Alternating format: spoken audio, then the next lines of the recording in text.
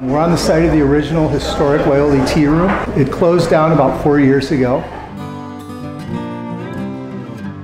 Just after Thanksgiving, we reopened as Waiole Kitchen and Bake Shop, and we're restoring its purpose again to that reaching out and helping those vulnerable members of the community. And we are endeavoring to hire those people and bring them on and train them in hospitality, train them in food service, train them in the culinary aspects.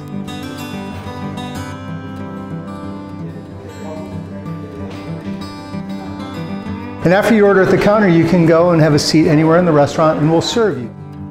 We've tried to go back to some of the images that you would have found historically of this site. So this is, as I said, the entryway of the tea room in 1922. As you look around, you see other images that evoke kind of that time period and in this place.